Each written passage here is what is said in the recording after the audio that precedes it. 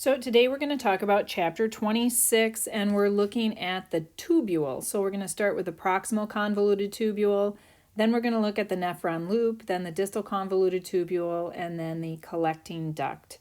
So before we get started, I just want to go over a brief review of what we already know. In the last video, we went quite in depth into filtration and we learned about the glomerular filtration pressure and the glomerular filtration rate, and things that can affect the filtration rate. And that gives us a really good idea of how the kidney is actually functioning. Now we're going to go into the tubule and we're going to look at what things get reabsorbed, what things get secreted, what actually happens in each section of the tubule. So the first part of the tubule is called the proximal convoluted tubule. And then we have this long nephron loop. And the nephron loop has different sections to it. We'll see that in the descending limb, because this is the descending limb of the nephron loop, and this is the ascending limb of the nephron loop. Okay, we'll see that each has a thick portion and each has a thin portion.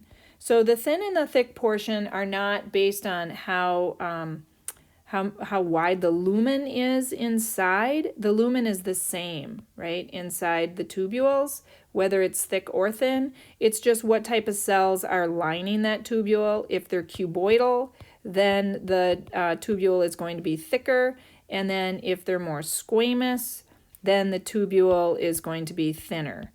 Okay, so we name these then. We have the thick portion of the descending limb, and we have the thin portion of the descending limb. And so the thin portion of the descending limb we'll just call the descending thin limb, or the DTL. And then we have the thin portion of the ascending limb, and then we have the thick portion of the ascending limb, which we're going to call the TAL, for thick ascending limb. So we're going to discuss all these different parts, and we're going to go over what happens in each of these parts. Then we have the distal convoluted tubule, and then we have the collecting duct.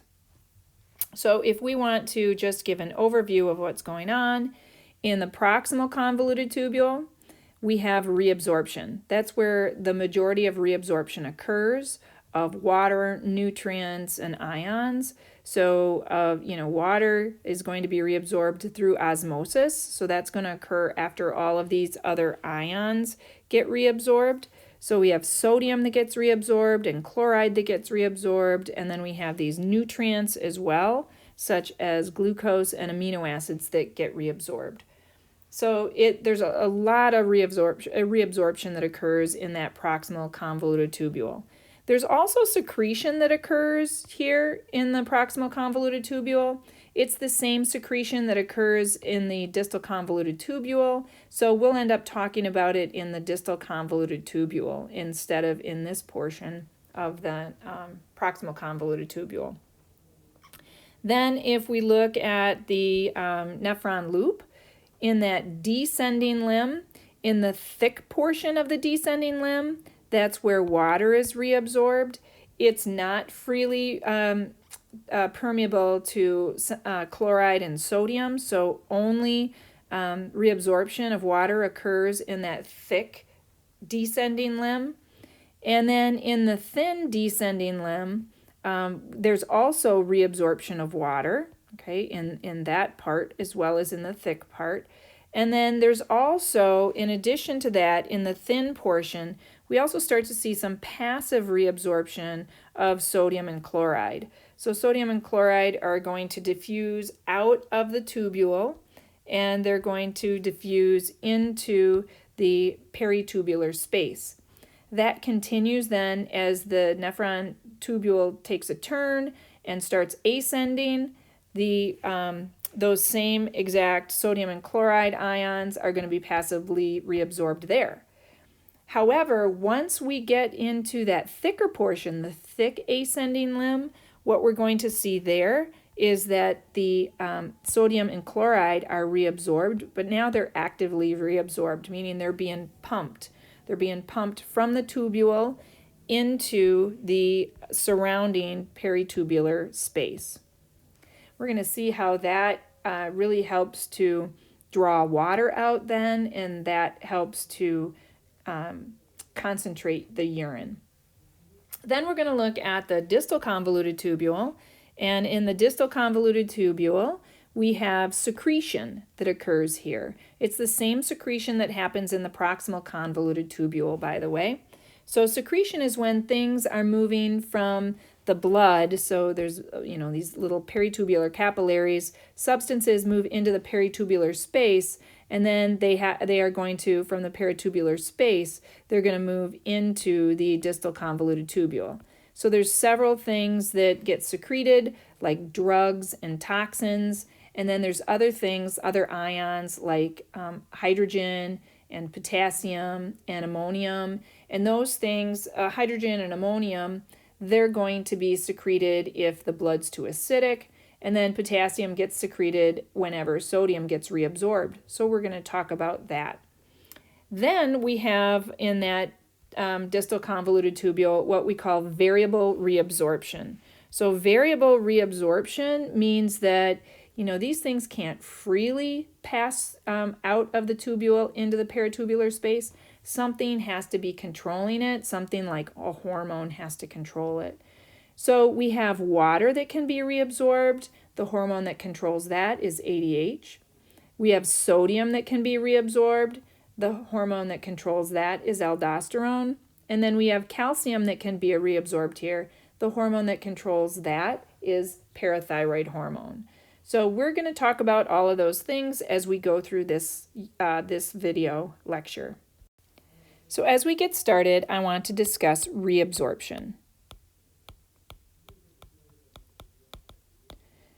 We're going to start in the proximal convoluted tubule, and reabsorption is a big part of the proximal convoluted tubule, so I want to make sure that you understand this. So here, this would be our proximal convoluted tubule. It's all convoluted, and then above that, then or below it or next to it, we're going to have the blood.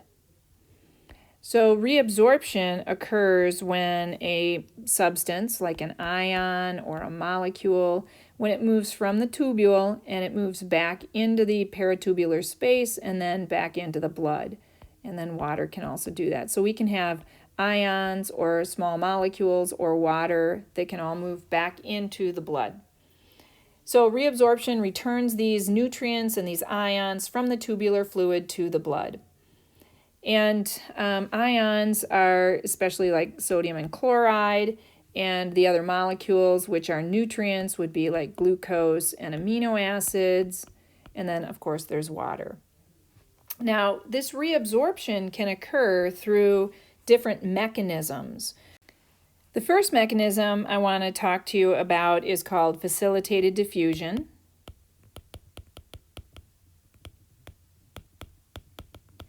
And so facilitated diffusion moves ions or nutrients along their concentration gradient, meaning these things are going to move from high concentration to low concentration. That's what I mean when I say it moves ions or nutrients along its concentration gradient.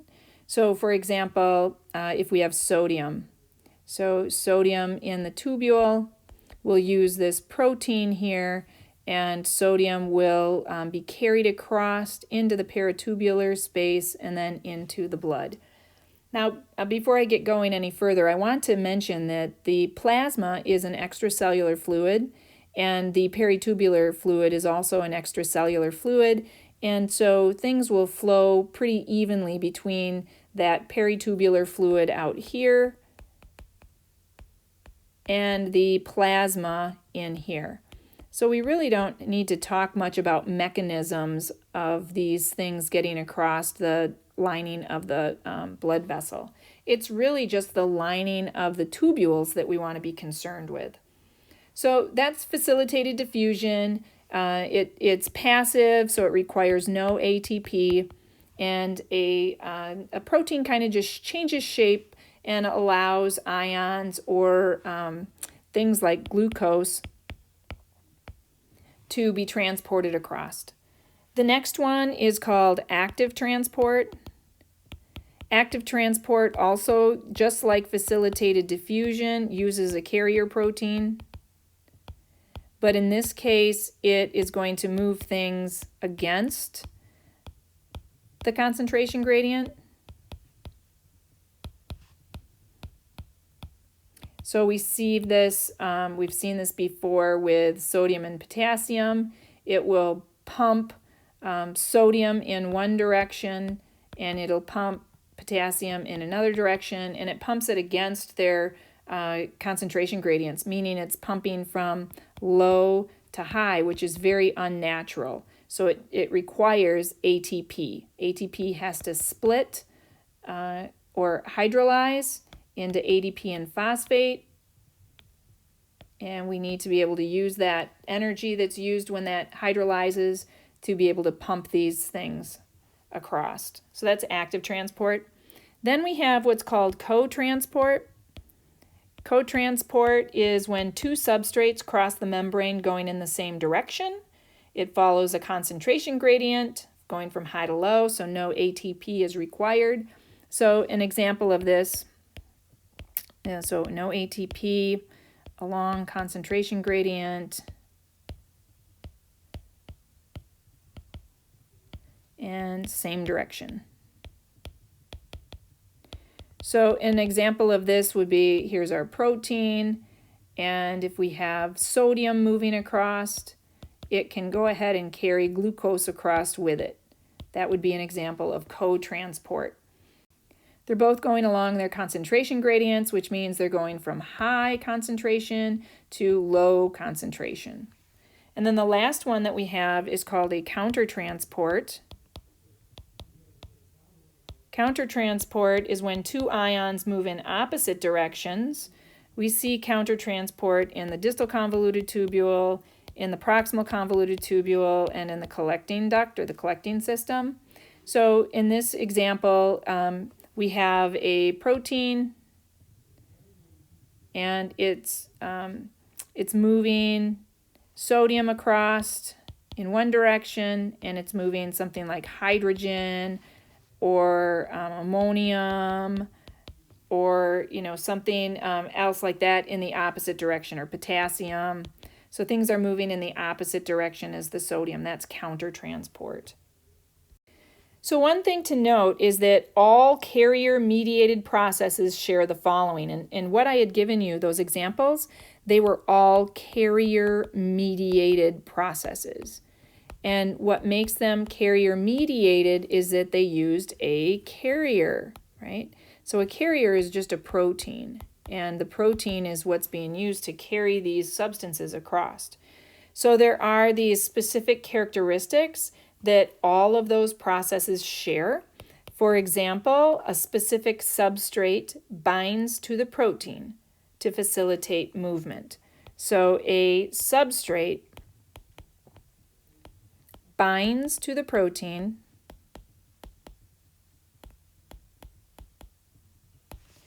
to facilitate movement.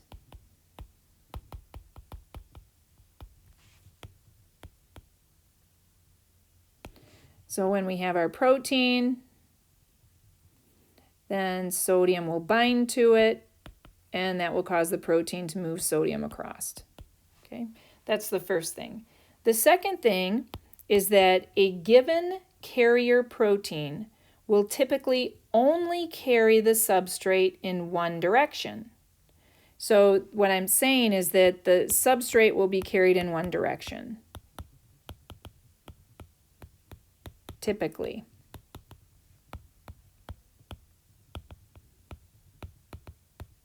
So if we have a carrier protein, that carrier protein will carry sodium across back into the peritubular space, and that same protein would not carry sodium back into the tubule. That would not happen. It's only carrying it in one direction. The third thing is that the distribution of the carrier proteins varies from region to region on the cell membrane, right? So the distribution of carrier proteins varies.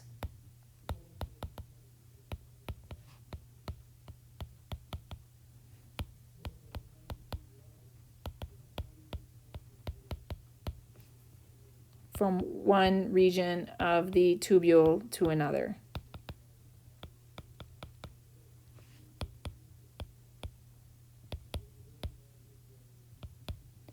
Okay, so for example, you might have in the proximal convoluted tubule, there will be these carrier proteins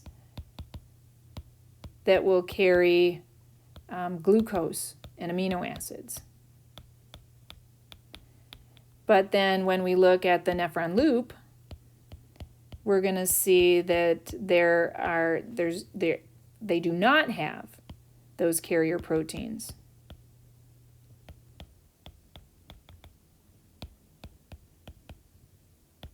For glucose or amino acids. So they differ from area to area. And the last thing, number 4, is that a single tubular cell may have many types of carrier proteins. So a single tubular cell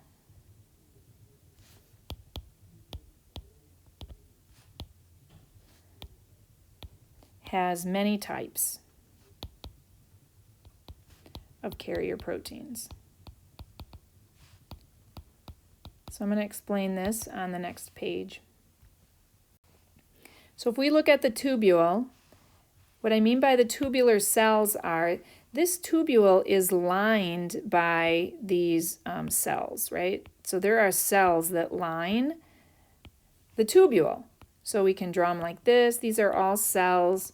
You know, in some places they're going to be more squamous, and other places they're going to look more cuboidal, but they're all lining that. And so this is one cell. And in this one tubular cell, there might be a carrier protein that allows for cotransport. And cotransport of glucose and sodium, for example. In the same cell, there might also be active transport occurring. On another one, on the same cell, there might also be countertransport occurring.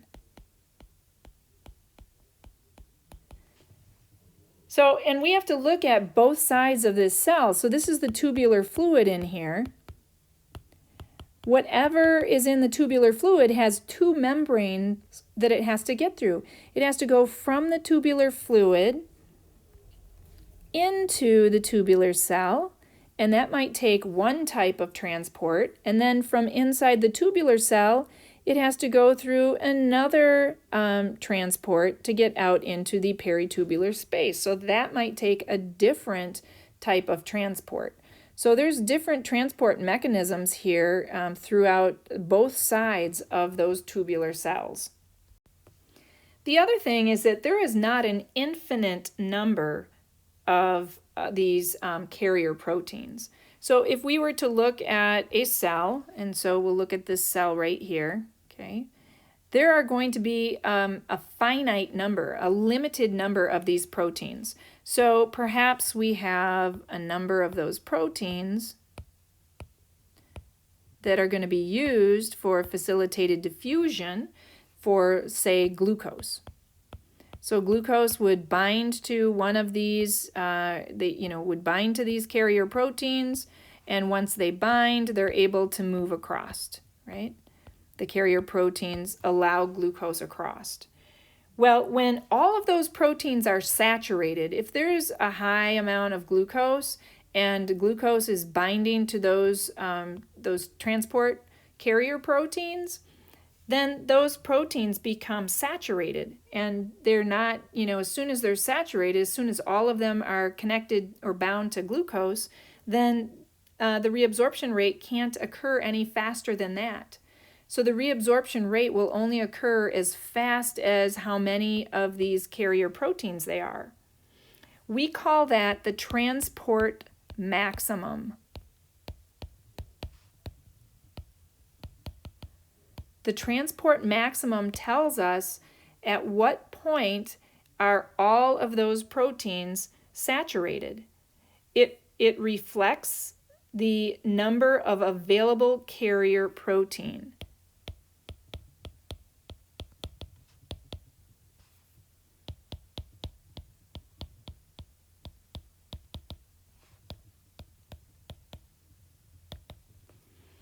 Once all the carrier proteins are bound to that molecule or ion that it's going to transport, it's reached its transport mechanism.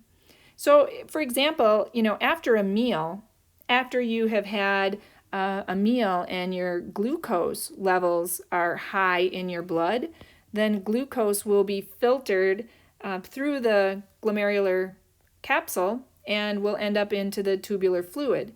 Well, now we have a high concentration of glucose. Glucose binds to all of those carrier proteins. Glucose gets transported across, and at this point, there might be so much glucose that all of those carrier proteins are occupied, and some of the glucose then will just keep moving along in the tubule and won't be reabsorbed.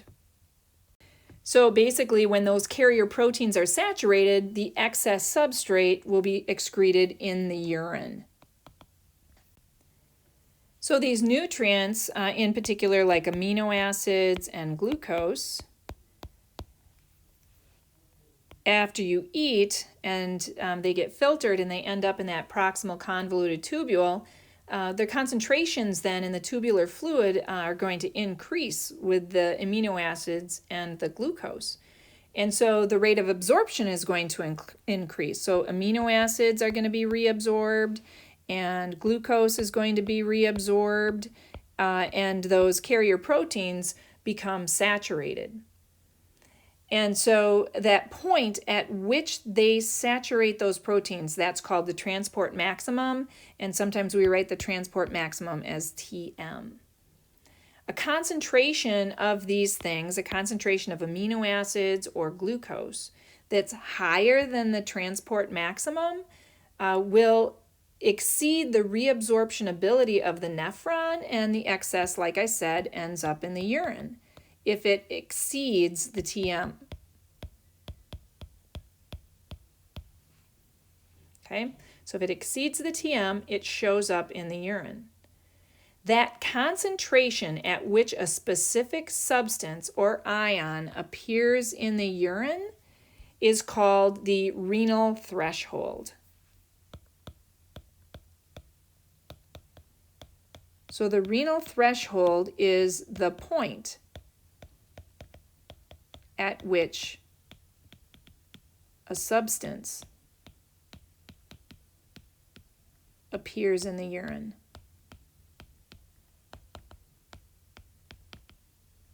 Right? For example, glucose. Let's take glucose. Glucose has a renal threshold of 180 milligrams per deciliter. Okay, so that's quite high, but we see that in after a meal, and we can see that in uncontrolled diabetes. But when we have when you hit when the glucose concentration in the tubule is above 180 milligrams per deciliter, then glucose will appear in the urine. So if glucose is above the renal threshold, which is 180 milligrams per deciliter, then glucose will appear in the urine.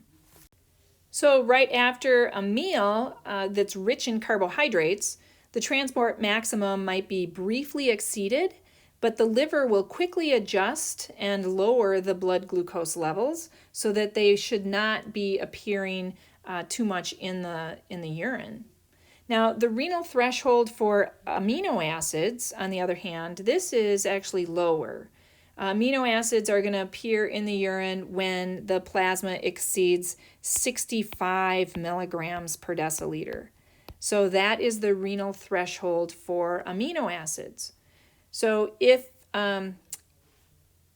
after a really rich protein meal the amino acid concentration is above 65 milligrams per deciliter after the blood has been filtered, and that is the concentration of amino acids in the tubule. If it's above 65 milligrams per deciliter, then amino acids will appear in the urine if it is above that renal threshold of 65 milligrams per deciliter. So sometimes we see this after a person's eaten a meal rich in proteins, lots of meat, and when we do see amino acids in the urine, we call that aminoaciduria.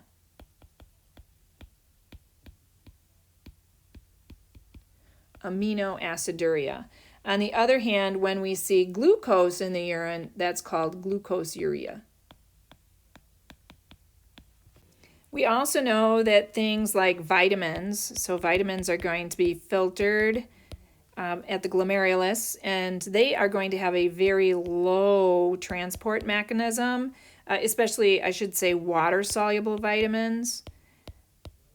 So they are going to meet that transport maximum pretty quickly, and they won't be transported back into the body, and so a lot of those water-soluble vitamins end up in the urine.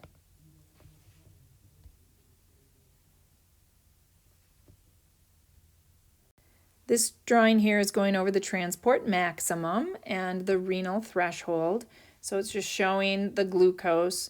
Again, the transport maximum is the concentration of a substance at saturation. So at what saturation, at what point have all of those proteins, those carrier proteins, been saturated? And then any of the excesses will be excreted. Excesses will be excreted in urine. And sometimes we see this after meals. So here's showing glucose. And glucose has to bind to these carrier proteins, and then will be transported across and will be transported into the peritubular space.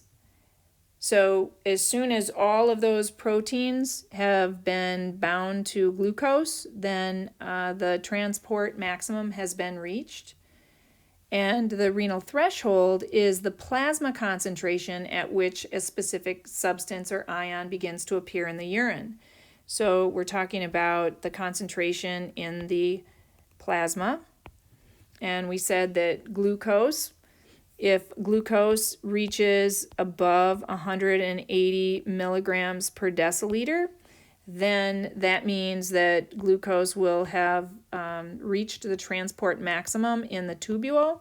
And so any excess, anything that's above the 180 milligrams per deciliter, will appear in the urine. Okay. So that's important to remember that the renal threshold for glucose is 180 milligrams, whereas the renal threshold for amino acids is 65 milligrams per deciliter. If glucose ends up in the urine, it's called glucoseuria. If this happens chronically, we start to think of diabetes, and then which means that insulin is not functioning properly, and so the cells are not uptaking the glucose, so glucose stays in the blood and the concentration level goes up. And then aminoaciduria is going to be when you see amino acids in the urine, which can be common after eating a meal that's rich in protein. So now we're going to go on and we're going to talk about specific substances that are reabsorbed and secreted, and we're going to start with the proximal convoluted tubule.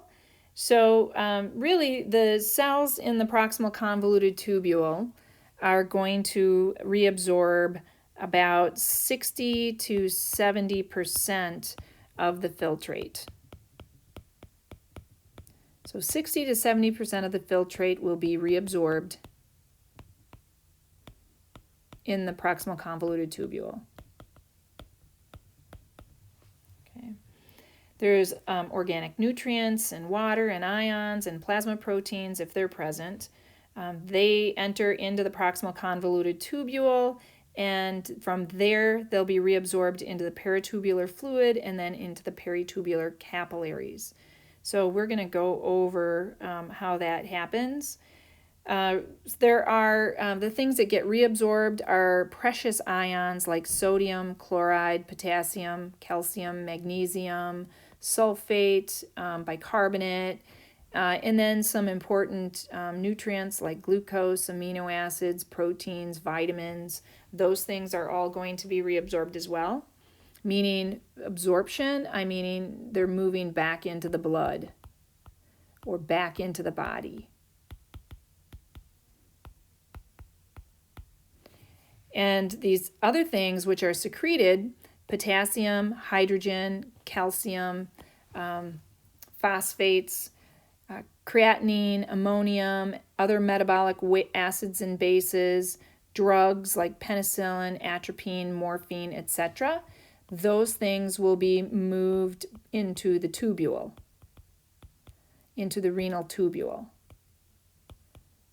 So once they're moved into the renal tubule, then they're going to end up in the urine, and we're going to get rid of them out of our body. Then there are some other things that don't require any transport mechanism, and they're just going to diffuse across without using any proteins whatsoever. So the things that require no transport mechanisms that we're going to see are urea, water, urobilinogen, and bilirubin. So as we begin, we're going to talk about the proximal convoluted tubule. And the proximal convoluted tubule has the following major functions. First of all, it will reabsorb organic nutrients. Things like glucose and amino acids and other organic nutrients will be reabsorbed in the proximal convoluted tubule. Actually, 99% of nutrients will be reabsorbed in the proximal convoluted tubule.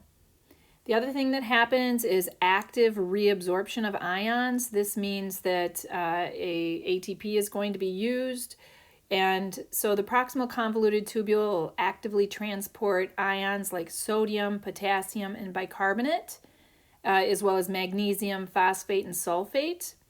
And the ion pumps involved can be individually regulated, but they are influenced by ion levels, and they're influenced by hormones. So for example, we're going to see how the hormone angiotensin II stimulates sodium ion reabsorption in the proximal convoluted tubule. And also we're going to look at bicarbonate and how the kidney cells in the proximal convoluted tubule will make bicarbonate and will recapture about 90% of that bicarbonate from the tubular fluid and put it into the blood, back into the blood. Also, reabsorption of water, passive reabsorption of ions, and secretion. So we're going to go through all of these things here in the proximal convoluted tubule. So let's start by looking at the reabsorption of organic nutrients. So organic nutrients like glucose and amino acids. Under normal circumstances, like I said, before the tubular fluid gets to the nephron loop, the proximal convoluted tubule will reabsorb 99% of glucose and amino acids. And so this reabsorption is going to occur through a combination of facilitated diffusion and co-transport. So here what I'm showing is glucose right here and sodium. And so sodium can actually carry, will move across using a carrier protein, and it will carry glucose right across with it. So glucose, these nutrients, in other words, what we want to know about the nutrients use a combination of facilitated diffusion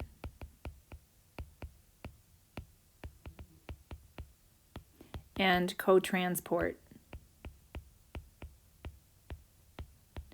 That's how glucose and amino acids will be reabsorbed back into the body. Okay, so in my summary over here, I also put it here, nutrients like glucose and amino acids use facilitated diffusion and co-transport. Now we're going to look at some active reabsorption of ions. So ions like sodium, potassium, and bicarbonate. They are influenced by hormones. So for example, angiotensin II will stimulate sodium reabsorption in the proximal convoluted tubule. So if angiotensin II binds to the carriers, then that will mean that more sodium will be able to move across and be reabsorbed back into the body because of angiotensin II. We also want to look at bicarbonate. So 90% of the bicarbonate, which is HCO3, 90% of that that's in the tubular fluid will be reabsorbed.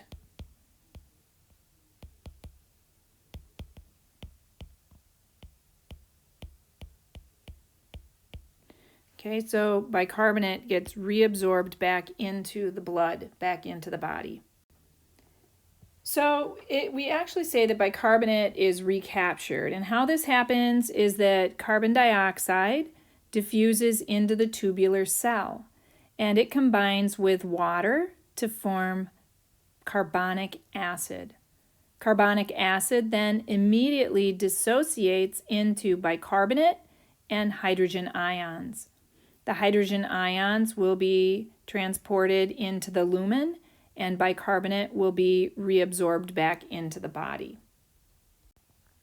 I've been talking a lot about reabsorption of ions and nutrients, and when these ions and nutrients are getting reabsorbed, it's causing a definite change in the concentration of the tubular fluid. So as these ions and nutrients leave, that makes the tubular fluid then less concentrated, right? So it's less concentrated after these ions and these molecules, nutrients, are reabsorbed.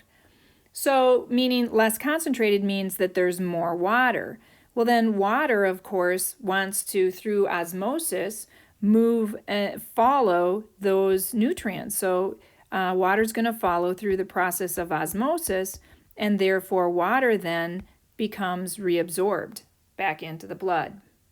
So finally, by the time we get to the end of the proximal convoluted tubule, a lot of ions and nutrients have been reabsorbed, and so and then finally water is reabsorbed. So our volume of tubular fluid is going down, and because the water is being reabsorbed, it becomes more concentrated again, and in particular, urea becomes more concentrated. So urea really doesn't have a mechanism in which it can be transported, so it has to wait until it builds up a high enough concentration level, and then urea will be reabsorbed. Some of it will be reabsorbed back into the peritubular fluid. This is just happening very passively because of this concentration gradient that has been developed. Other things like chloride and anything lipid soluble will do the same thing. They'll passively be reabsorbed because of this new concentration gradient that has been created. And then finally, we have one last thing that occurs in the proximal convoluted tubule, and that is secretion. So secretion in the proximal convoluted tubule is mostly going to be to get rid of hydrogen ions. We're going to visit this when we start talking about the distal convoluted tubule, because it's the same mechanisms in the proximal convoluted tubule as in the distal convoluted tubule. But in the distal convoluted tubule, there are not all of these mechanisms for reabsorption. So I wanted to cover reabsorption heavily right here. So in other words, if we go through the summary, nutrients such as glucose and amino acids are reabsorbed through facilitated diffusion and co-transport. Other ions are actively transported, like sodium, potassium, and bicarbonate, and they can be influenced by hormones. For example, angiotensin II stimulates sodium reabsorption in the proximal convoluted tubule, and we also looked at how bicarbonate could be recaptured in the proximal convoluted tubule. Then we talked about water and how when all these solutes become reabsorbed, now water wants to follow those solutes. So then when water follows those solutes through osmosis and gets reabsorbed. And then finally we talked about other ions that get passively reabsorbed like urea and chloride. And that only happens because the concentration of urea builds up in the proximal convoluted tubule as all these other ions and water are being reabsorbed. So with all this reabsorption of ions and compounds along the proximal convoluted tubule, we can see that many different carrier proteins have to be used. Some people have an inherited inability to make one or more of these carrier proteins, and because of that, those individuals would be unable to reabsorb those specific nutrients. So in the case of renal glucose urea, if there's a defective glucose carrier protein, that makes it impossible for the proximal convoluted tubule to reabsorb glucose from the tubular fluid, and then glucose would end up in the urine. So now we want to look at the nephron loop. So from the proximal convoluted tubule, the tubular fluid is going to move into that nephron loop. Now in the nephron loop, 60 to 70% of the filtrate has already been reabsorbed. So it really only has about 30 to 40% of what was actually filtered. And then the nephron loop, by the time it's done, it will reabsorb half of the water that's remaining, and it will reabsorb 2/3 of the remaining sodium and chloride. So we have to look at the different limbs of the nephron loop, and we have the descending limb and we have the ascending limb. The ascending limb over here is impermeable to water. So water is not going to be able to move out of the tubule to be reabsorbed at all. The thick part of that ascending limb is called the thick ascending limb, and we use the initials TAL for that. It actively transports sodium and chloride out. So in other words, it pumps sodium chloride out. It's pumping salt out of the tubule into the peritubular space. This is really noticeable in the medulla of the kidney, where there's those long ascending limbs of the juxtamedullary nephrons. And that's where because it's impermeable to water and it's pumping out sodium and chloride, it will create an unusually high solute concentration out in the peritubular space. The descending limb also has a thick portion and a thin portion, and the entire descending limb is freely permeable to water. So water can leave the thick portion, water can leave the thin portion, but it's not freely permeable to solutes like sodium and chloride. The descending thin limb down here, this has functions very similar to the proximal convoluted tubule, where it will reabsorb sodium and chloride from the tubular fluid out into the peritubular space.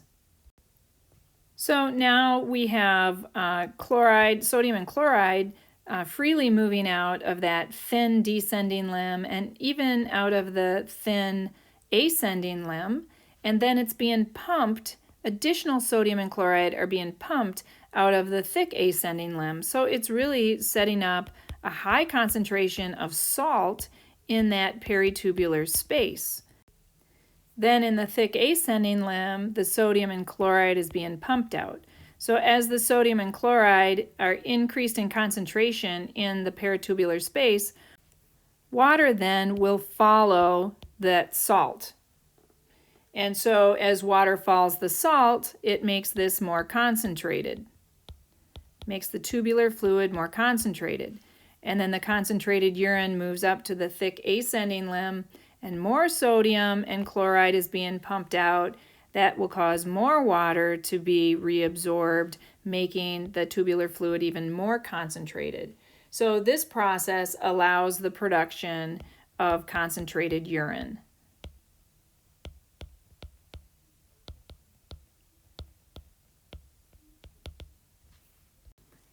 So in the distal convoluted tubule, there are 3 active processes. One is called active secretion. This is where ions, acids, and drugs and toxins are being moved from the blood or the peritubular fluid into the tubule, where they will end up in the urine, and you can get rid of them through urination. Then we have selective reabsorption. So selective reabsorption means that something has to trigger that selective reabsorption. So these are hormones. Sodium gets selectively reabsorbed, and that hormone that controls that is aldosterone. Calcium gets reabsorbed selectively if calcitriol or PTH is present. And then third, we have the selective reabsorption of water. And so this requires ADH, the hormone, to selectively reabsorb the water. The more ADH is present, the more water will be reabsorbed. So let's take a look at some of those. We'll look up here at the top and the distal convoluted tubule here. 15 to 20% of the filtrate reaches the distal convoluted tubule. Because remember, first we had the proximal convoluted tubule where 60 to 70% was reabsorbed. Then we had the Nephron Loop where half of the remaining water was reabsorbed and 2/3 of the remaining sodium and chloride was reabsorbed. So finally we get to the distal convoluted tubule, and all that's left is about 15 to 20% of the filtrate. So the first thing that we have is that active secretion. And so this process is for things that missed filtration, things like drugs and toxins that remain in the blood because they missed the filtration as blood was going past the glomerulus too fast. And so these drugs and toxins are going to be actively secreted back into the tubule so that they will end up in the urine. So active means that they're being pumped. They're going to be pumped out of those peritubular capillaries into the tubular fluid. Next, we want to look at selective reabsorption of sodium and calcium. So first of all, we'll look at sodium. So there are these little pumps that are controlled by aldosterone. And if aldosterone is present and it binds to those pumps, right? If aldosterone binds to those pumps, then sodium will be reabsorbed, and then sodium moves from the peritubular capillary back into the blood. Now, the problem is every time one sodium is being reabsorbed, this pump is an exchange pump, and it will excrete one potassium. So every time one sodium is being reabsorbed, one potassium is going to be secreted into the peritubular capillary. That potassium then will end up in the urine. If there's too much potassium, then you'll have an excess of potassium in the urine, and that will lead to a low blood level of potassium, and a low blood level of potassium we call hypokalemia. We also have the selective reabsorption of calcium, which I show down here. So here's calcium. And calcium will be reabsorbed if PTH is present.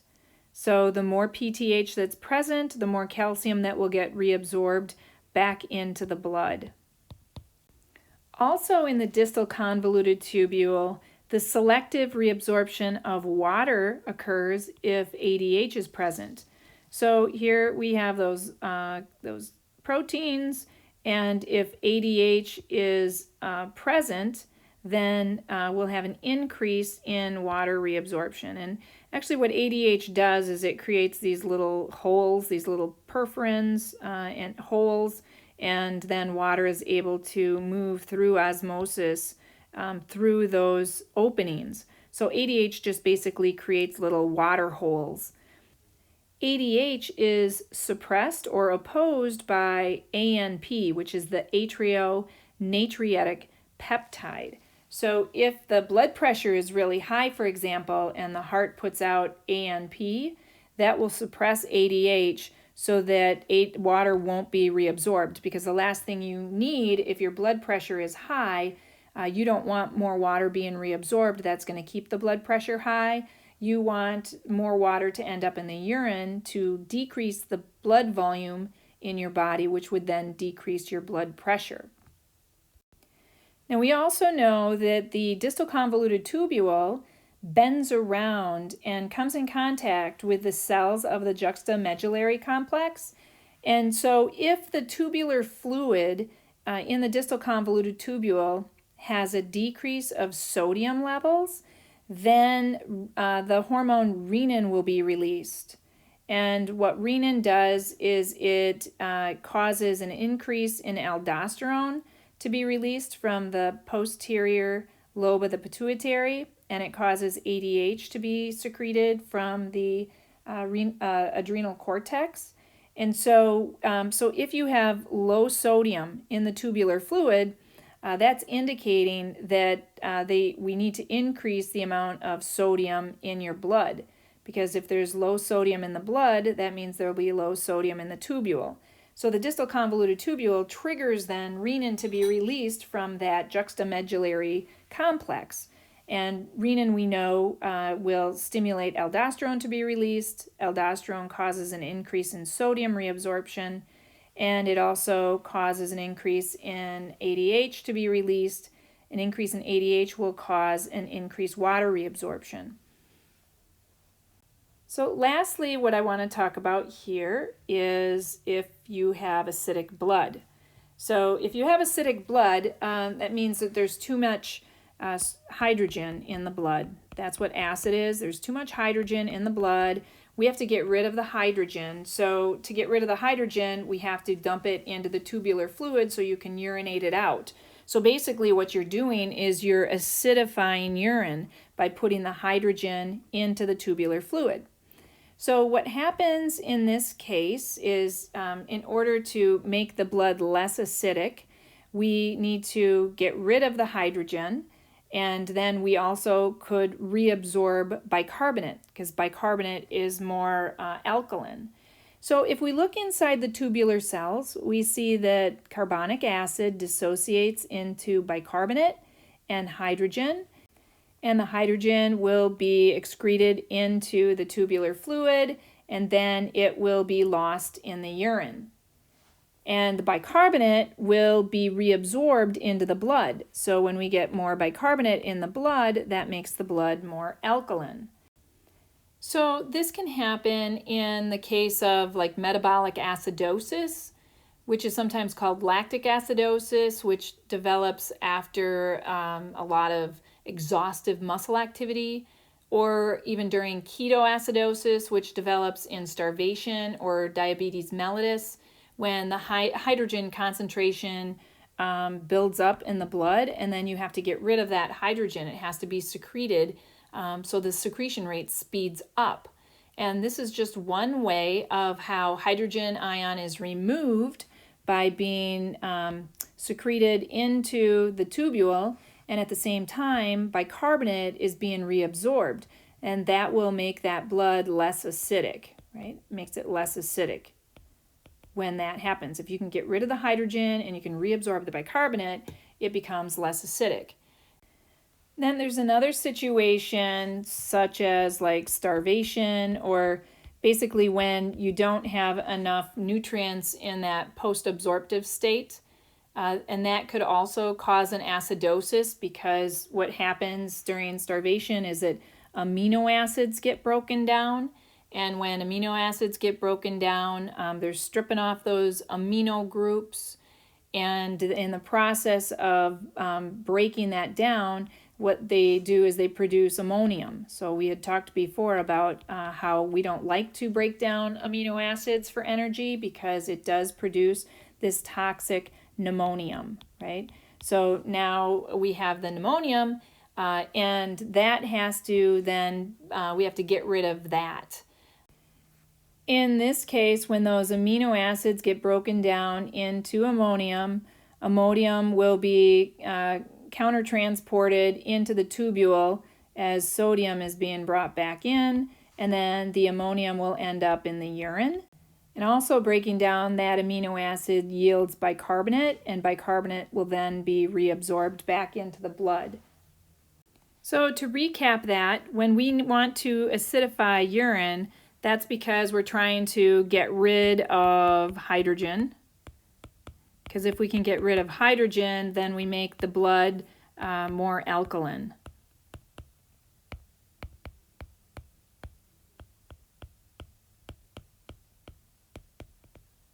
Okay, so we have carbonic acid in the tubular cells that dissociates into hydrogen and bicarbonate.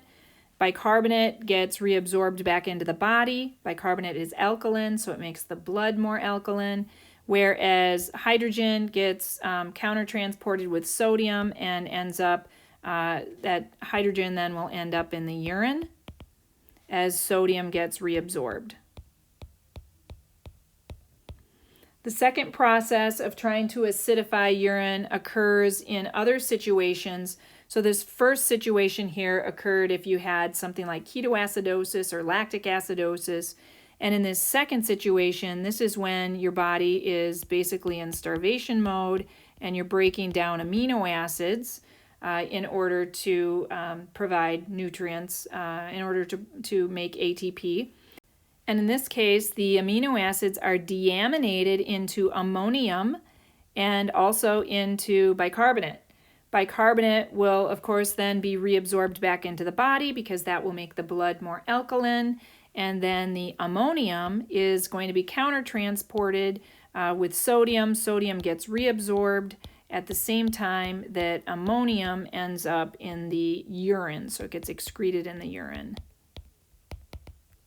Two mechanisms of acidifying the urine to make the blood more alkaline.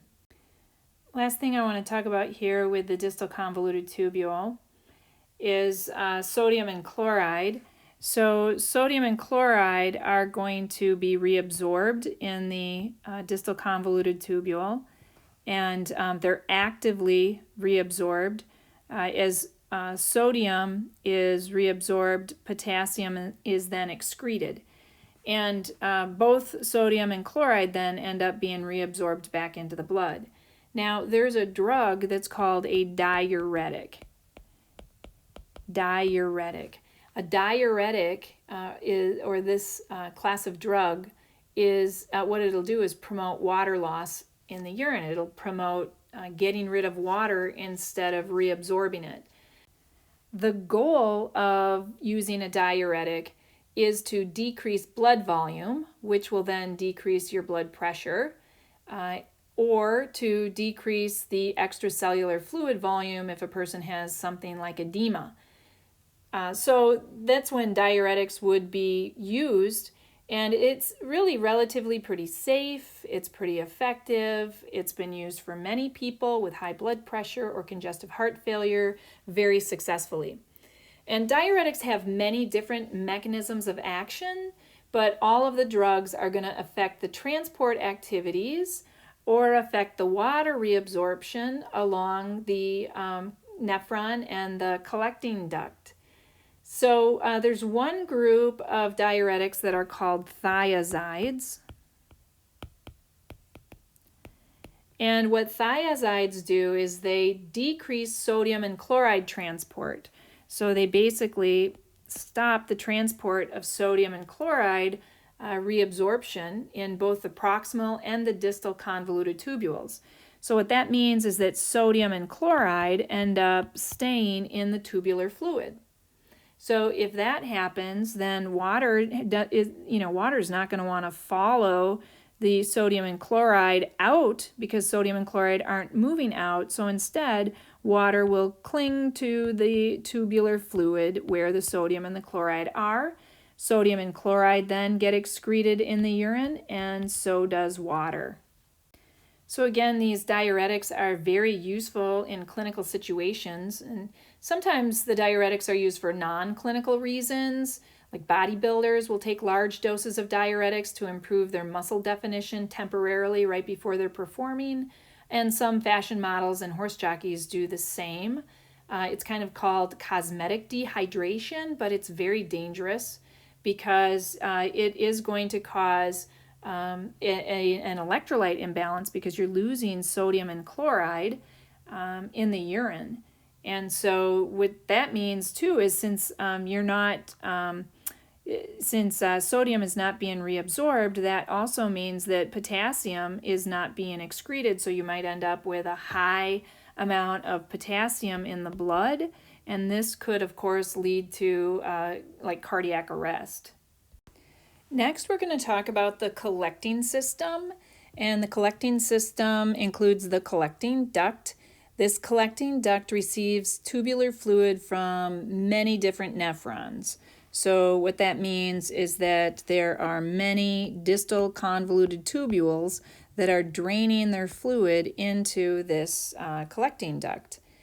The collecting system will reabsorb sodium and bicarbonate and urea, and it is hormonally regulated by those two hormones that we always hear about, aldosterone and ADH. So aldosterone is going to increase sodium reabsorption. And so as sodium moves out of the collecting duct and into the blood, potassium will move out of the blood and into the tubular fluid. So you'll lose potassium in the urine. That's the same thing that we saw in the distal convoluted tubule. We also see ADH. And so with ADH, what ADH does is it creates little openings in the tubule. So if ADH is present, there will be more, the more ADH, the more holes there are, and then water will be reabsorbed from the collecting duct back into the blood. And once again, we want to remember that ADH is opposed by ANP. Right? So again, ADH is the hormone that causes you to retain water. And ANP, if you have too much blood volume, too much edema, then ANP is going to oppose ADH. And in that case, you would lose water in the urine. The other thing that happens in the collecting duct is that bicarbonate will be reabsorbed. And so bicarbonate gets reabsorbed into the blood in exchange for chloride. We've seen this before, and we've called this before the chloride shift. So as this tubular fluid moves down deeper and deeper into the collecting duct, the urea concentration becomes quite high because all this sodium is being reabsorbed and all this water is being reabsorbed and bicarbonate's being reabsorbed. So pretty soon urea is in a pretty high concentration compared to all these other ions. Now we know that urea is going to end up in the urine, but because it has such a high concentration in the collecting duct and it doesn't have any transport mechanism, it will be able to eventually diffuse out into the peritubular space. So at this point, though, we're pretty far down in that collecting system. So at this point, we are deep in the medulla of the kidney, really close to the center of the kidney. And so one of the things we find is that the medulla of the kidney has a high concentration of urea. There's also some secretion that goes on in the collecting duct. For example, hydrogen ions will be secreted into the collecting duct. They are secreted by being pumped. So this can happen if the pH in the blood is low, so it's acidic, hydrogen will be secreted. And at the same time, bicarbonate, which is a base, will be reabsorbed. And so by getting rid of the hydrogen and by reabsorbing the bicarbonate, that will help to it'll help to increase the pH, and increasing the pH means it's becoming more alkaline. On the other hand, however, if the pH in the blood is high, meaning that it's already too alkaline, then the collecting duct can help to make it more acidic. In that case, bicarbonate will be secreted and hydrogen will be pumped back into the blood. So now we're pumping hydrogen back into the blood, and then the pH will decrease as we get more and more hydrogen in the blood. So next I want to talk about countercurrent multiplication. So the countercurrent just refers to the fact that there are fluids moving in the opposite direction.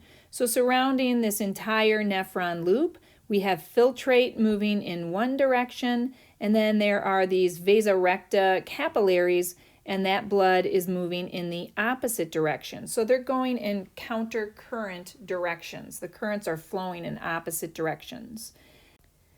The descending limb and the ascending limb are very close together anatomically, and they exchange substances between the two of them. And as they do that, there is a multiplication effect on the concentration. So multiplication refers to the fact that the exchange between these two locations increases as the movement of the fluid continues from the descending thin limb to the thick ascending limb. So basically what this countercurrent multiplication is trying to do is it's trying to absorb sodium and water. So it's absorbing sodium, chloride, and water before that tubular fluid even reaches the distal convoluted tubule or the collecting duct. It also helps to establish an osmotic gradient in the medulla.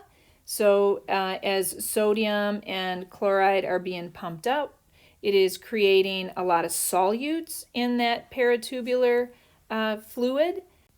And by increasing the concentration of solutes in the peritubular fluid, it's going to increase the amount of water that's going to follow those solutes.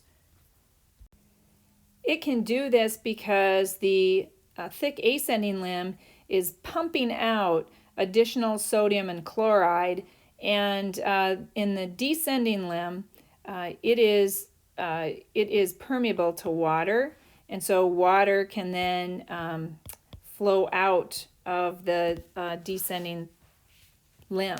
So let's look at all the different steps of countercurrent multiplication.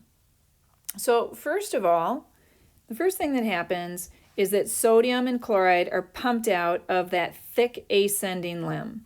So the thick ascending limb is going to help to reabsorb 2/3 of the salt that's in the tubular fluid. So that's the first thing that happens. We get this pumping of sodium and chloride out into the peritubular space.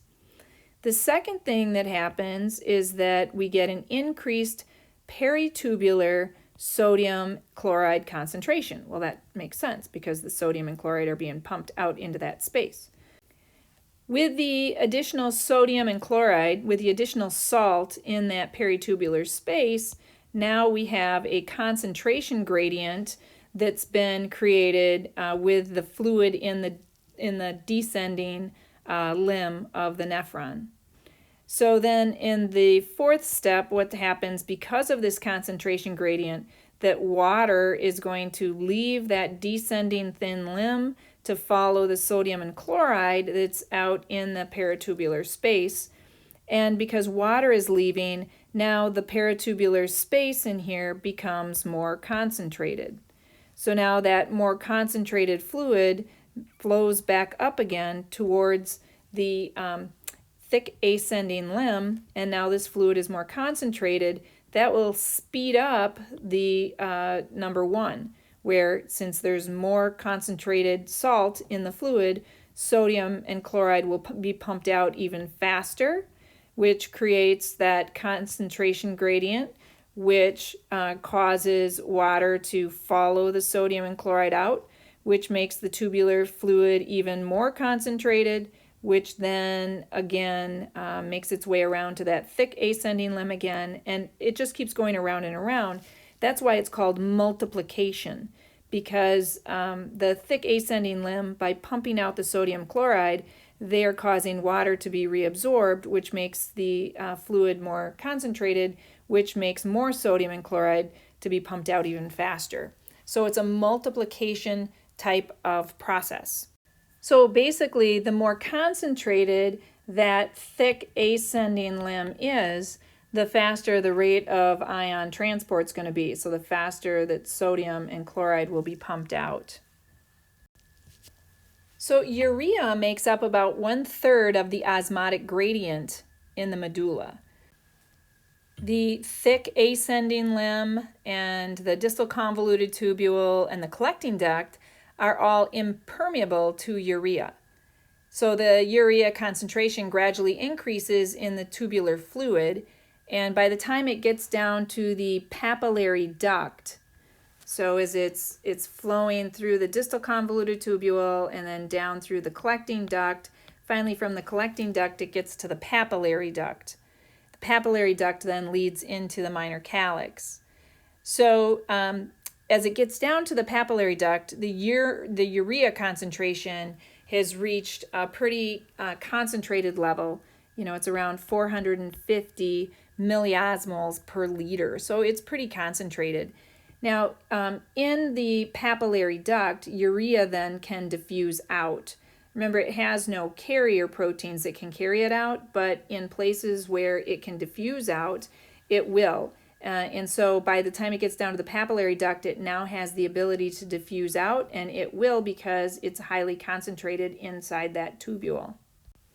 So in in summary here, as the water is being reabsorbed in that descending limb, 2/3 of the remaining water gets reabsorbed from the descending thin limb. And then as far as the sodium goes, 2/3 of the sodium will be reabsorbed in the thick ascending limb. And then the distal convoluted tubule is going to receive a reduced volume of water that is more dilute because all the sodium is being pumped out. So by the time it gets to the distal convoluted tubule, there's less volume and it is more dilute. So water permeability of the proximal convoluted tubule and the distal convoluted tubule can't be adjusted. Water absorption takes place where osmotic concentration of the peritubular fluid is greater than the tubular fluid. So basically, water will only be reabsorbed through osmosis, and it's going to follow the solutes. When we say obligatory water reabsorption, we're referring to places where water is reabsorbed that can't be prevented. So this is going to be in the proximal convoluted tubule where most of the water reabsorption occurs because the water is just following the solutes. There are water channels and water can easily follow those solutes that are being reabsorbed in the proximal convoluted tubule. It also occurs in the distal convoluted tubule, and this is also where the water is following the solutes, and then as well in the collecting system where water is following the solutes as well. So this is obligatory water reabsorption, and what I mean by obligatory is that it can't be prevented. It is where water is following solutes, and that's the only way it can be changed is if less solutes are being reabsorbed. So in this way, 85% of water volume will be reabsorbed through obligatory water reabsorption. There's another type of water reabsorption that's called facultative water reabsorption, and this is precisely controlled. So we talked about this in the distal convoluted tubule. This is selective reabsorption in both the distal convoluted tubule and the collecting system. Now, this is only going to occur when ADH is present, because what ADH does, ADH creates water channels, which we call aquaporins. And since those water channels are open, now water can freely follow the solutes, and so it does that through osmosis.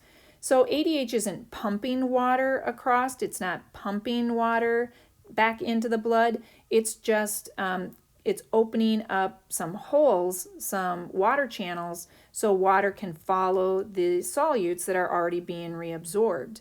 And so this ADH basically enhances water reabsorption. And the more ADH there is, the more channels that are created.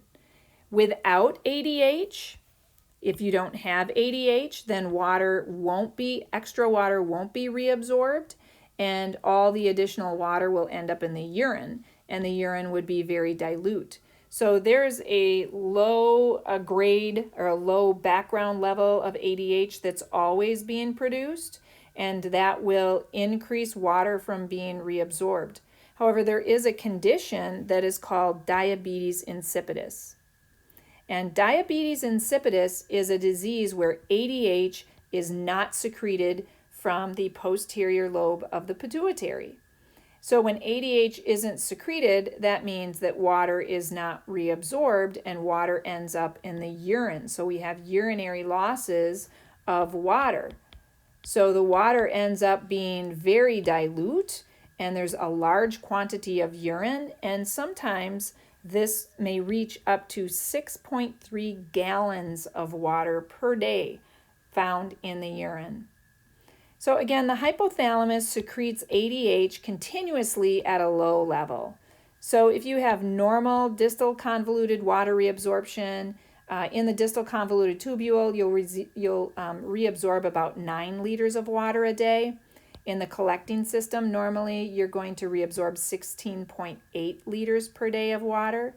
And then the only amount of urine that you lose then, the water that you lose, will be around 1,200 milliliters of water per day. So your body really tries to maintain and retain as much water as possible.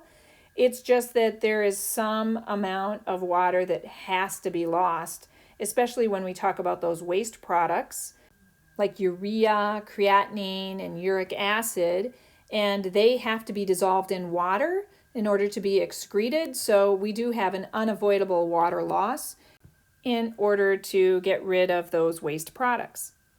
So I also want to mention here, I'm going to just draw the nephron in real quickly. Okay, I also want to mention the vasa recta. And if you remember the vasa recta, we have the glomerulus bringing blood in,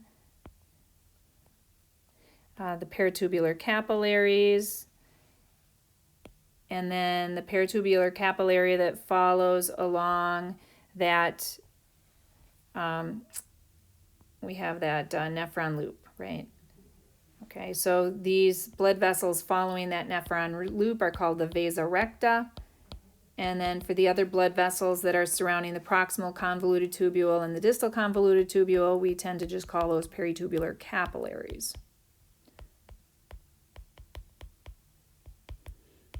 Right now, the tubular fluid is flowing this direction.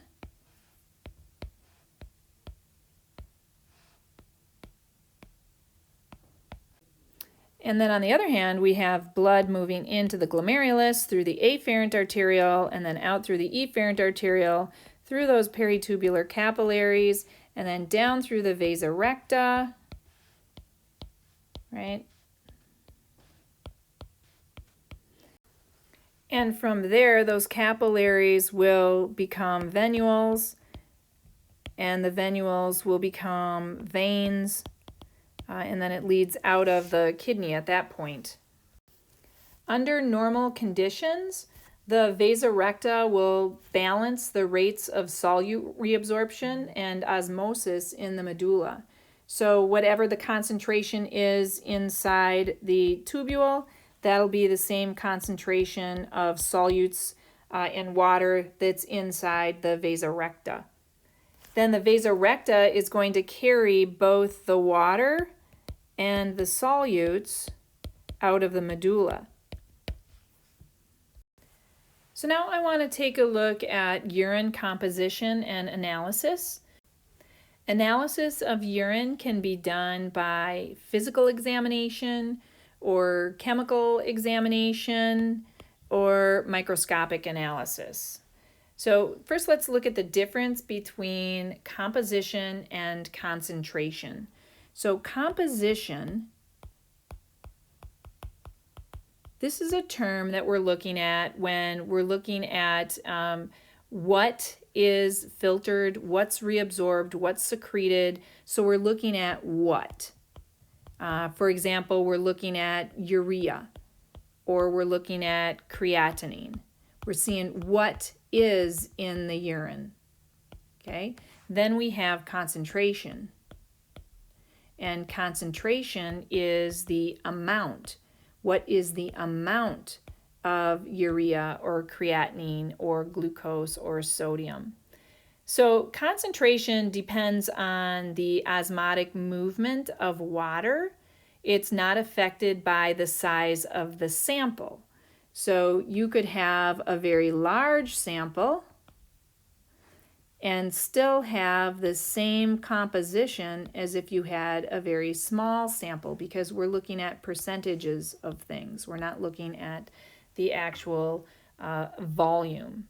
So anyway, a detailed assessment will assess a 24-hour period, and samples will be taken periodically throughout that time period instead of just one single sample.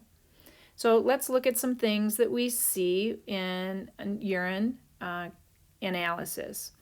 So the first thing is we look at the color, and the color should be a pale yellow, and that's because of urobilin. Urobilin came from urobilinogen from the liver.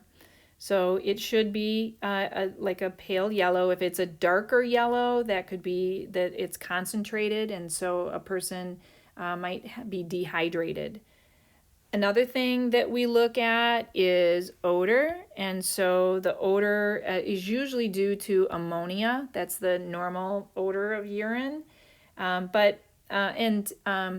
like acetone or ketones, those are not usually found in urine, but if they were in the urine, they would cause more of a sweet, strong smelling urine, like kind of that smells like popcorn.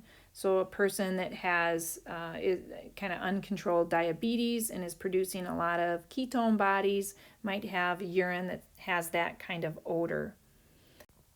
Some other things that you should know about urine is that the pH of urine should be an average of 6.0. It can range anywhere from 4.5 to 8, and that does change depending on diets.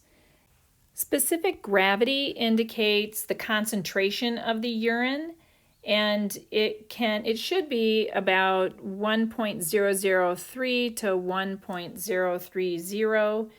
If there's anything above, if it's above 1.01, that could indicate mild dehydration, and then the higher the number, the more dehydrated a person would be. Urine, normal urine should be 93 to 97% water, and a person should have a volume of 700 to 2,000 milliliters of urine every day. The clarity of the urine should be clear. I said that it was pale yellow, but that doesn't mean that it's a cloudy yellow. It should be a very clear pale yellow. As far as bacterial count, urine should not contain any bacteria. It should be sterile. Any amount of bacteria could indicate a urinary tract infection or a kidney infection. So the diagnostic tests that are done are a urine analysis, which indicates, both the composition and the concentration of urine. And then there's also, so that's number one, there's also this creatinine clearance. So we've talked about creatinine clearance before, but creatinine clearance compares the creatinine in the blood with the creatinine in the urine, and it's used to measure that glomerular filtration rate. Now, we can do that because almost 100% of the creatinine is excreted, so it's not reabsorbed into the body. So first you look at what is the creatinine in the plasma, and so you measure that. And then you see what is the creatinine in the urine, so you're going to measure that. And then you're going to divide the amount of urine, the amount of creatinine in the urine, by the amount of creatinine in the plasma, and that gives you how many deciliters per hour that the kidney is filtering. And we want to change the deciliter to milliliters. So for every 1 deciliter, there is 1.67 milliliters. So then we just multiply that what we got, the 60 deciliters per hour, and we multiply that by 1.67, and we end up with 100 milliliters per minute. And that is the GFR then. That's the glomerular filtration rate. That's a way that we can use creatinine to help determine how well that kidney is actually filtering. What is the rate that the glomeruli are filtering? So again, we take the creatinine and we divide it by creatinine in the urine, and we divide that by the creatinine that we started out with in the plasma, and then we can see how much actually is being filtered. So we can look at it this way. If I draw, here's that, there we go. So here's the front of this is the renal corpuscle, and then we have blood coming in and then out, right? So it's going in and then out, all right? And then in the blood, we have creatinine. So we have to measure the amount of blood, the amount of creatinine in the blood. And so what we said was that in the plasma, there's 1.4 milligrams per deciliter, right? So we want to see how much of that creatinine ends up in the tubular fluid, because we know that it's not reabsorbed. So whatever is filtered is going to end up in the urine. And so if we measure how much ends up in the urine each minute, that gives us the glomerular filtration rate. The rest of the creatinine that doesn't get filtered will just stay in the blood. So we're trying to see, well, how fast is that blood being filtered? And so we look at the amount of creatinine that's in the blood, and then we look at the amount of the creatinine that's in the urine, and we have this little formula where we divide that to come up with the deciliters per hour, and then we just convert it to milliliters per minute. And then another analysis that we do is the BUN analysis. That's bun, urea, nitrogen. And so this measures the amount of urea in the blood. So urea is created in the liver from the breakdown of proteins, and it should appear in the urine. We should see it. We should not see it in high levels in the blood. So it should be low in the blood, and it should be high in the urine. And so that's another analysis that we can do by looking at to see if it's normal or not, low in the blood and high in the urine.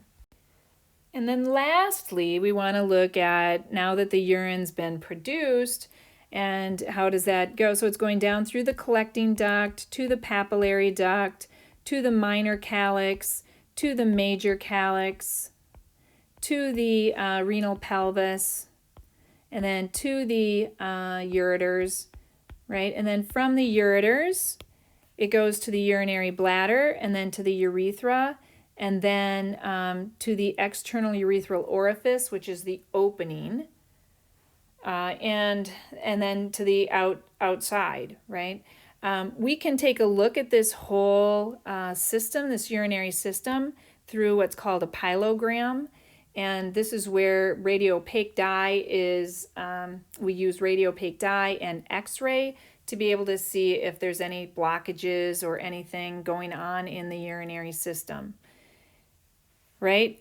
So that whole urinary system is made of transitional epithelium, which means that those ducts in there, all of those, the ureters, the urinary bladder, the urethra, all of them have the ability to expand and then to go back to their normal position after the urine has gone through them.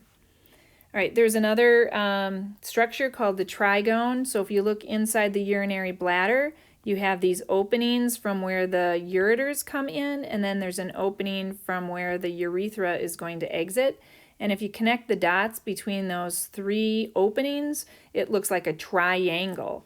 And so we call that the trigone. Now, the other thing in the urinary bladder, if we look at the urethra, so the urethra here is exiting from the bladder, and it's going to go to the outside. There are two muscles in there. One is an internal sphincter muscle, and the other one is an external sphincter muscle. And then there's also the detrusor muscles. So the internal urethral sphincter and the detrusor muscles, those are both smooth muscles. The internal urethral sphincter muscle keeps it keeps the urethral opening closed so that urine doesn't leave. And then when the pressure inside the bladder builds up enough, then that internal urethral sphincter will relax, and then urine would be able to flow out. The detrusor muscle, it consists of 3 layers of muscles in the urinary bladder, and when they contract, the bladder gets compressed and urine will be expelled from the bladder.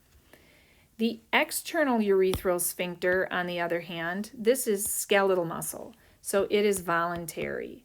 That's the muscle that you have to voluntarily relax in order to urinate. It's at rest, when you are at rest or that muscle is at rest, it has a resting tone so that it will be closed. You have to voluntarily relax it in order to permit the urination to occur. There are 2 reflexes. One reflex is to store urine, the other reflex is to void urine. So both of them are going to involve an area in the pons. And in the pons will control the parasympathetic nervous system. So when you are storing urine, the urine storage reflex will inhibit the parasympathetic nervous system. That will inhibit the contraction of the detrusor muscle, and it will cause the internal sphincter muscle to stay closed. On the other hand, when you're ready to urinate, the urine voiding reflex will occur, and that's where the parasympathetic nervous system is then stimulated. So stimulating the parasympathetic nervous system stimulates the detrusor muscle to contract, and it stimulates the internal sphincter muscle to relax so that opens. Both of those are involuntary reflexes. You don't have control over those. But once that urine voiding reflex occurs, then you can voluntarily cause the external urethral sphincter to relax, and then you would be able to urinate. So that's all that I have for chapter 26. Next time we'll be talking about fluid balance, electrolyte balance, and acid-base balance.